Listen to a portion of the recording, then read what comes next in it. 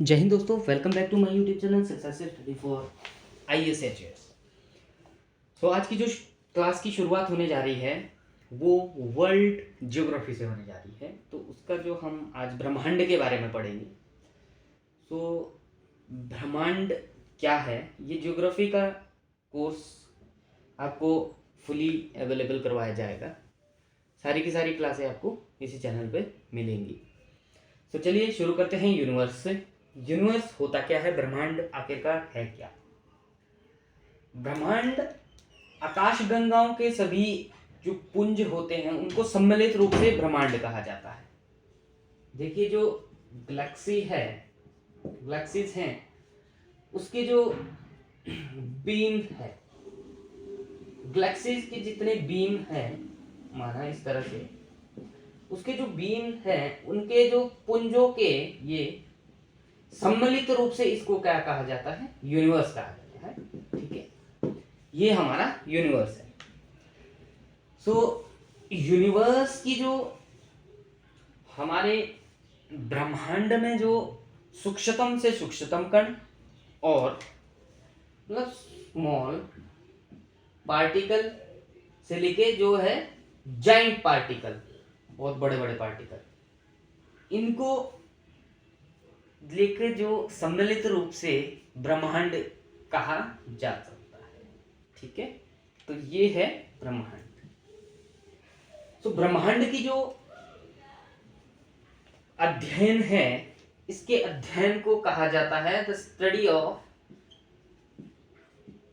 Study of universe को कहा जाता है कॉस्मोलॉजी।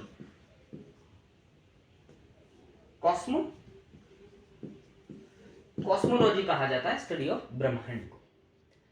तो इसमें ब्रह्मांड का जो विस्तार है वो तारे, जो स्टार होते हैं, उपग्रह, सैटेलाइट्स होती हैं, आकाशगंगाएं आपकी, तथा उसमें जो खगोलीय पिंड जैसे इसको सेलेस्टियल बॉडीज होती हैं, उनके रूप में देखा जा सकता है।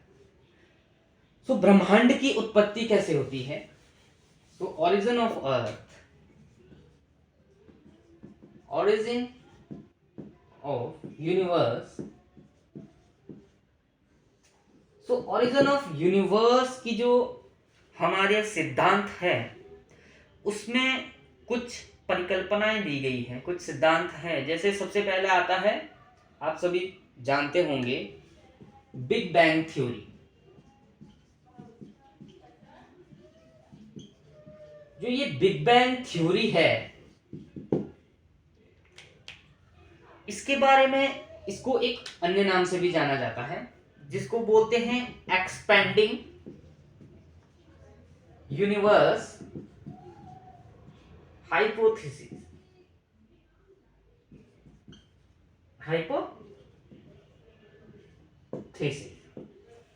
तो इसको एक्सपेंडिंग यूनिवर्स हाइपोथेसिस भी कहा जाता है।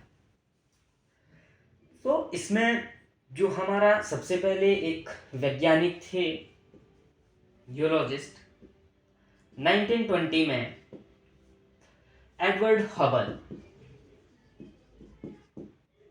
इन हबल द्वारा ये कहा गया कि जो हमारा ब्रह्मांड है उसका लगातार विस्तार हो रहा है, यूनिवर्स का कंटिन्यूसली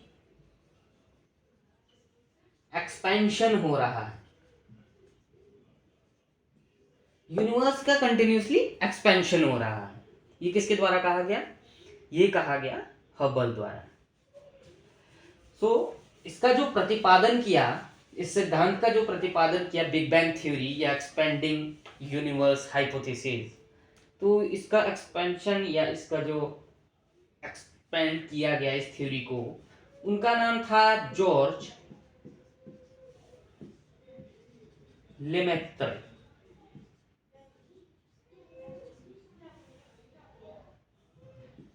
ये जो जॉर्ज लेमेत्रे थे, इनके द्वारा यह कहा गया कि जो ये बिग बैंग आरंभ में जो है क्या होता है कि आरंभ में सभी छोटे छोटे जो गोलक होते हैं वे एक ही स्थान पर स्थित होते हैं। जैसे मान लीजिए ये एक, इसको नाम दिया गया सिंगुलर एटम, एकाकी परमाणु। ये जो है एक ही अति छोटे से गोलक में जो है एक स्थान पर ही स्थित थे। तो जिसका इसका जो आयतन था, इसकी जो वॉल्यूम थी वो बहुत ज्यादा कम थी, लेस, और जो इसकी डेंसिटी और टेम्परेचर था वो बहुत ज्यादा हाई था। तो हाई होने इसके जो प्रक्रिया में अति छोटे छोटे गोलक में जो भीषण विस्फोट हुआ, इसमें जो है भीषण विस्फोट हुआ, और विस्फोट के पश्चात इसका विस्तार हुआ। तो ये क्या हो गया, एक्सपैंड हो गया। पहले ये एक बिंदु था, अब बिंदु में जैसे एक्सप्लोजन होता है तो उसके बाद क्या होता है कि वो जो है एक्सपैंड करने लग जाता है, इससे छोटे छोटे एक्सपेंशन हो जाते हैं। ये इस तरह से एक्सपेंशन होती है। जब ये एक्सपेंशन होती है तो ये एक्सपेंशन जो है आज भी चल रही है, ये एक्सपेंशन आज भी चल रही है। और ये कब होता है, ये 13.7 अरब वर्ष पहले होता है। कब होता है, 13.7 अरब वर्ष पहले ये एक्सपेंशन हुआ, और ये बिग बैंग सिद्धांत दिया, बिग बैंग की घटना हुई थी। सो इस घटना में जो ब्रह्मांड की जो के कारण जो कुछ ऊर्जा में जो पदार्थ में परिवर्तित हुई, उसके बाद जो आरंभिक जो पहले 3 मिनट थे, फर्स्ट 3 मिनट, उसमें क्या होता है, फर्स्ट 3 मिनट में पहले जो परमाणु है उसका निर्माण होता है। फर्स्ट जो एटम है उसका निर्माण होता है विद इन 3 मिनट्स। पहले परमाणु का निर्माण हुआ, और बिग बैंग से 3 लाख वर्ष के दौरान, बिग बैंग के बाद 3 लाख वर्ष के दौरान इसका जो तापमान है वो 45,000 डिग्री केल्विन तक घट जाता है, कम हो जाता है। ठीक है, इसका जो तापमान है वो जो है निरंतर गिरता जाता है। तो अंततः क्या होता है कि जो परमाणुवीय जो एटॉमिक पदार्थ है, मेटल्स हैं, उसका निर्माण हुआ, और ब्रह्मांड जो है पारदर्शी हो गया। ब्रह्मांड कैसा हो गया, पारदर्शी हो गया। तो ये है बिग बैंग थ्योरी। तो बिग बैंग थ्योरी के बाद 2 थ्योरी और भी दी गई हैं, जिन्हें स्टेडी स्टेट थ्योरी कहा जाता है। स्टेडी स्टेट थ्योरी, सबसे पहले हम इसके बारे में जानेंगे कि स्टेडी स्टेट थ्योरी क्या है। ये जो थ्योरी थी ये कुछ 2-3 वैज्ञानिक ने दी है, जिसमें हर्मन बॉडी और नेक्स्ट है आपके थॉमस गोल्ड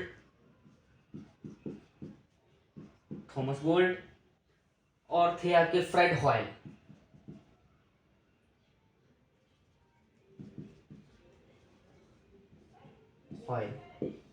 इन 3 वैज्ञानिक द्वारा दी गई थी।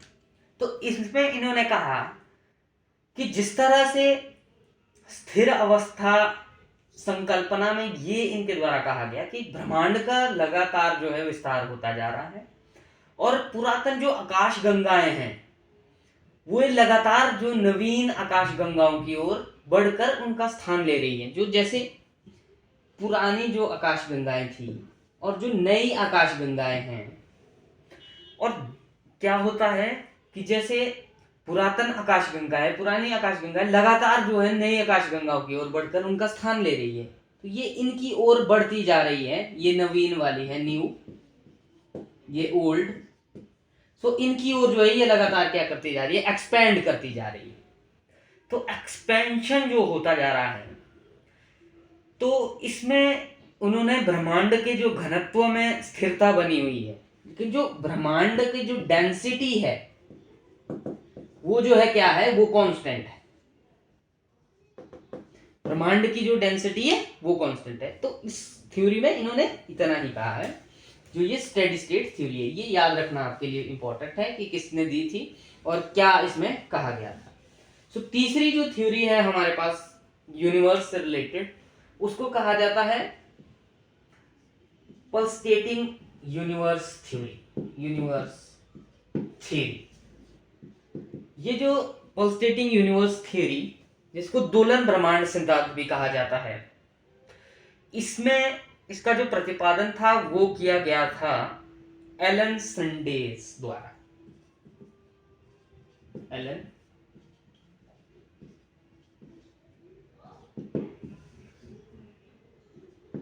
एलन संडेज द्वारा किया गया था। सो इन्होंने इसमें ये कहा कि जो ब्रह्मांड की जो ऊर्जा पदार्थ है उसका जो वितरण है वो समान नहीं है। इन्होंने क्या कहा कि जो ब्रह्मांड में ऊर्जा तथा पदार्थ हैं, एनर्जी और जो मैटर है, उसका जो वितरण है, डिस्ट्रीब्यूशन है, इसका जो डिस्ट्रीब्यूशन है वो कैसा नहीं है, वो इक्वल नहीं है, अनइक्वल है। तो इसमें क्या होता है कि जो घनत्व में आई भिन्नता, जैसे डेंसिटी में फिर भिन्नता से जो है क्या होता है, गुरुत्वाकर्षण में भी भिन्नता आ जाती है। जैसे मान लीजिए डेंसिटी में कोई चेंज होता है, इन्होंने ये कहा, तो उसका जो प्रभाव है वो कहां पे पड़ेगा, वो ग्रेविटेशनल फोर्स में भी पड़ेगा। ठीक है, अब ग्रेविटेशनल फोर्स भी जो है क्या होती जाती है, वो भी उसमें भी भिन्नता आती है। और जो ग्रेविटेशनल में आई भिन्नता के कारण पदार्थों का जो एकीकरण है वो आरंभ हो जाता है, और यही एकीकरण जो है आकाशगंगाओं का विकास का आधार बनता है। तो क्या होता है कि ये एकीकरण जो है आकाशगंगाओं का विस्तार का, विकास का आधार बनता है। तो ये थी 3 परिकल्पनाएं जो दी गई थी यूनिवर्स से रिलेटेड। लेकिन इसमें जो सबसे मान्यता जिसकी मानी गई है वो है बिग बैंग थ्योरी। तो इसके बारे में आप जरूर पढ़िए और समझिए। और आप जो है आज की जो हमारी क्लास है वो यहीं तक रहेगी। सो आने वाली क्लास में हम सेलेस्टियल बॉडी और अन्य जो हमारे टॉपिक है जैसे आकाशगंगाएं, गैलेक्सी के बारे में जानेंगे, और निहारिका, नेब्यूला, स्टार्स, इन सब के बारे में जानेंगे। सो चलिए आज की क्लास के लिए यही हम विराम देते हैं। सो आप हमारे चैनल को सब्सक्राइब, लाइक करना ना भूलें। धन्यवाद।